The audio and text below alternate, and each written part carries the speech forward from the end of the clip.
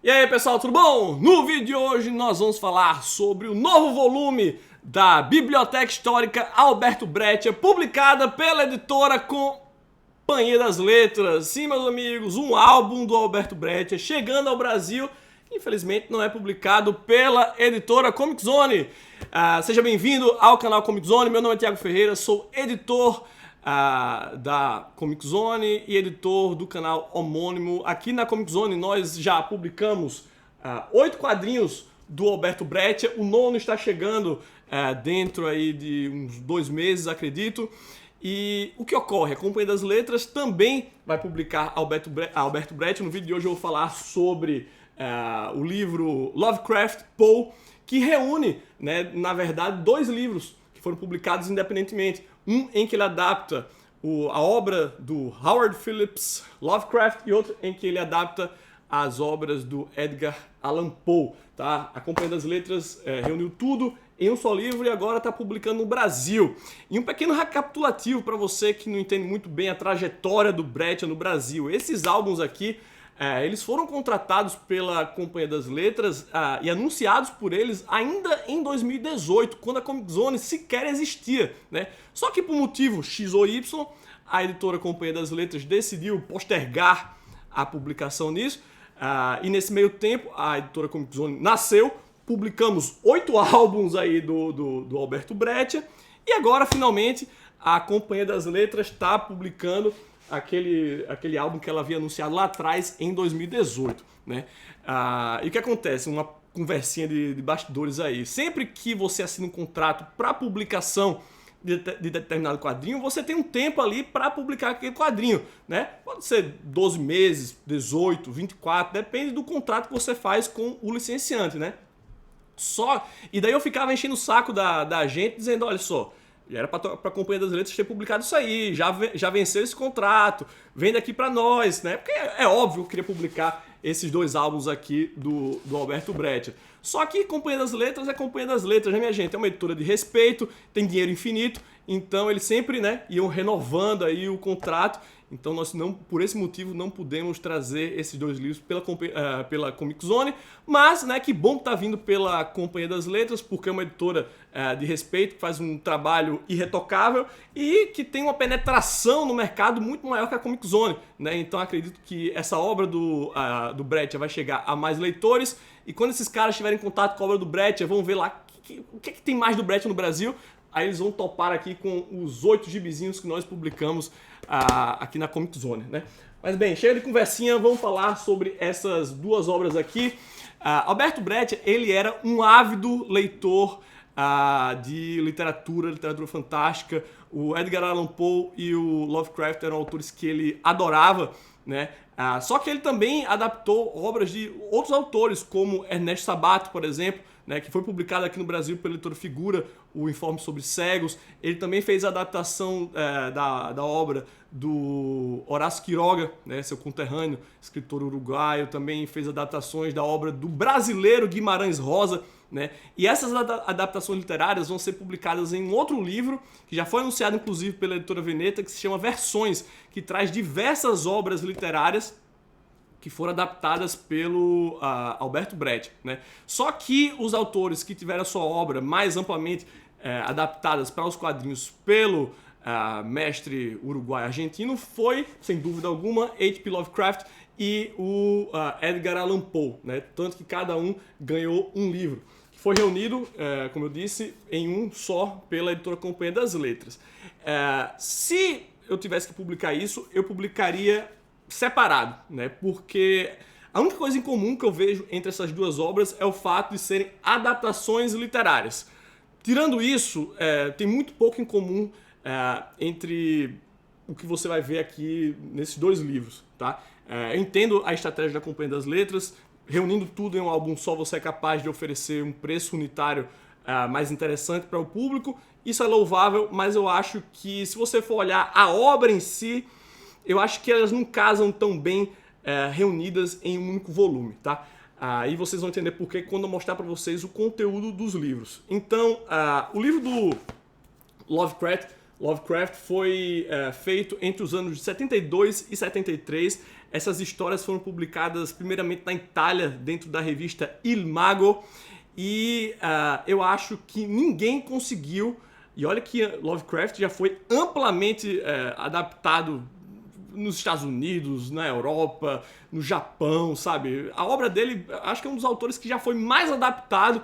No entanto, eu não acredito que graficamente alguém tenha sido mais feliz nessas adaptações que o Alberto Brecht. Porque como é que você desenha o inimaginável, sabe? O terror invisível. O Alberto Brecht, ele faz isso de uma forma, assim, não sei nem como descrever o que é que ele faz aqui nessas páginas, tá? É absolutamente incrível as formas que ele faz abstratas e que deixam espaço para a interpretação do leitor. Né? Olha isso aqui. Se você é leitor das obras do Alberto Brecht e já leu, por exemplo, Um Tal Daneri e Um Viajante de Cinza, o que ele faz aqui é parecido com o que ele faz nesses álbuns, tá? Porque são contemporâneos ali. E você vê muita utilização de aguadas, de aquarela, você vê muita utilização de recortes, né? A forma como ele rasga o papel e ele cola formando paisagens é assim, coisa de outro mundo, tá? O que eu não gosto aqui desse álbum, tá? É que você pode ver, veja aqui essa página novamente, veja como é carregado de texto. Aqui não é como se o Ernesto Buscaglia, né, que faz a parte do texto aqui, não é como se ele tivesse adaptado o texto do Lovecraft para os quadrinhos. Eles retiram, né, passagens do livro do Lovecraft inteiras e vão colocando aqui, e o Alberto Brecht vai ilustrando essas passagens. Então não tem a narrativa gráfica desse quadrinho, ela é meio truncada por causa disso, porque você não vê ali uma sequência, não, você tem as passagens retiradas do livro ilustradas, então funciona quase como se fosse um livro ilustrado, né? E é um livro muito denso, assim, de texto, muito pesado. Então, eu achei meio chato isso. Olha isso aqui, olha esses blocos de texto que tem, sabe? Então, por momentos, assim, parece mais um livro ilustrado do que um quadrinho, né? Mas olha a arte disso aqui, gente. Olha como ele representa os demônios do Lovecraft, sabe? Então é assim, sensacional. Como eu disse, uma das melhores adaptações já feitas da obra do Lovecraft. No entanto, podia ser essa questão do que está sendo dito nos textos, poderia ter sido desenhado ao invés de, sabe, de colocar tudo aquilo ali. Então fica um pouco pesado, uma leitura truncada, cansativa, mas os desenhos do Alberto Brecht fazem tudo valer a pena, tá? Se você leu também o Eternauta 1969, a abordagem que o Lovecraft utiliza aqui nessas páginas para representar os monstros é mais ou menos a mesma abordagem que ele utilizou naquele livro, né? Quando chegam lá os monstrões que o Juan Salvo e os seus amigos vão enfrentar, ele faz a mesma coisa aqui, de trabalhar com os splashes de cor, não de cor, né, de cinza, né, de aguada. Então, é uma coisa assim meio abstrata, mas você sabe o que está ali, e a sua imaginação faz o trabalho de adaptar aquilo. Então, eu acho que é um álbum bacana quando você conhece a totalidade da obra do Alberto Brecht, e você vai identificando essas coisas que ele já fez em outros trabalhos posteriormente.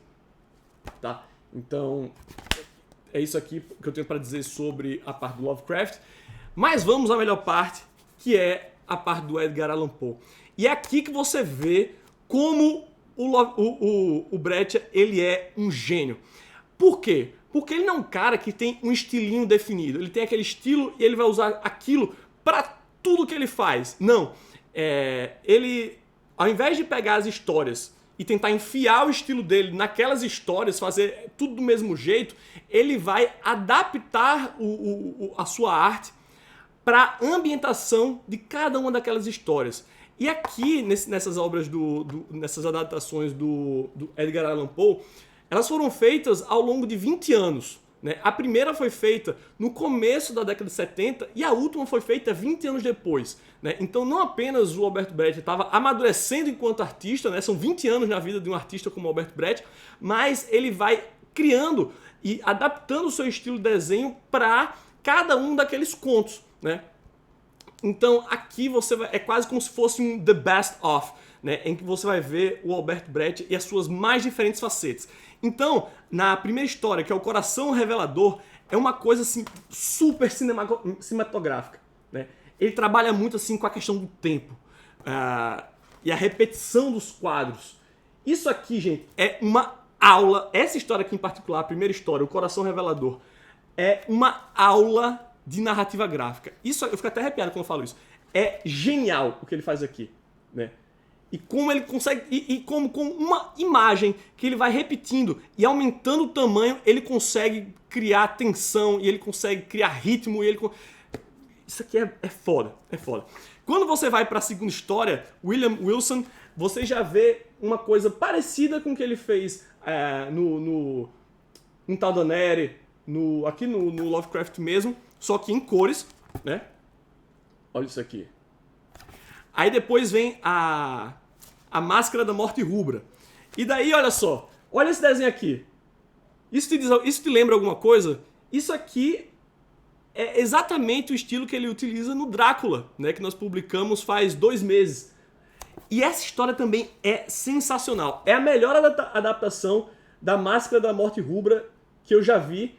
E olha que essa história já foi adaptada à exaustão. E por que eu digo que isso aqui, a forma como ele adaptou os quadrinhos aqui, é melhor do que no Lovecraft? Veja a economia de texto. Tudo que ele tem para contar aqui, ele conta com imagens. Olha isso aqui. Então, não é aquela coisa que ele pegou um bloco de texto que ele retirou do livro e vai simplesmente colocar ali uma imagem. Não, aqui, como deveria ser nos quadrinhos, né? A imagem conta a história. Então é isso que eu acho que é incrível. Olha só, a economia de texto. Essa história aqui, que também vem no estilo de desenho parecido com aquele que você vê no Drácula, é a história do Gato Negro, né? Que pra mim é uma das minhas favoritas do Edgar Allan Poe, magistralmente ilustrada pelo Alberto Brecht. Olha isso aqui, minha gente. Cara, é sensacional. E finalmente a última história, que é A Verdade sobre o caso do Sr. Valdemar, né? Mr. Valdemar, sei lá como é que chamou isso aqui originalmente. Mas é um estilo do Brecht que eu nunca havia visto antes, colorido, e é simplesmente a coisa mais linda que eu já vi, cara. E que, novamente, tem a ver com a história que ele está contando ali. É sobre um homem morto que está sendo hipnotizado e que essa hipnotização faz com que ele sobreviva aí mais alguns meses. E olha essa arte, velho. Olha isso. É incrível, é uma aula que esse cara dá, tá? Então, tá aí, é isso que eu tenho pra dizer sobre esses 2 livros. Se vale a pena, puta que pariu, vale demais a pena, é um livro incrível. Como eu disse, não tenho mais o que dizer, tudo que eu tinha pra dizer eu disse pra você, fica até empolgado, gente. É demais, tá? Então tá aí, Lovecraft Poe, publicado pela editora Companhia das Letras. O link tá na descrição, tá? O preço tá super bacana para o tamanho do livro, né? São quase 200 páginas. O preço, enfim, tá aí na descrição, veja aí, acho que é 90 e poucos reais. Tá na pré-venda, o livro começa a ser entregue no final do mês de setembro. E é isso, espero que você tenha gostado do vídeo. Como sempre, não esquece de deixar aquele bom e velho joinha e se inscrever no canal caso ainda não seja inscrito. Um grande abraço e até o próximo Comic Zone.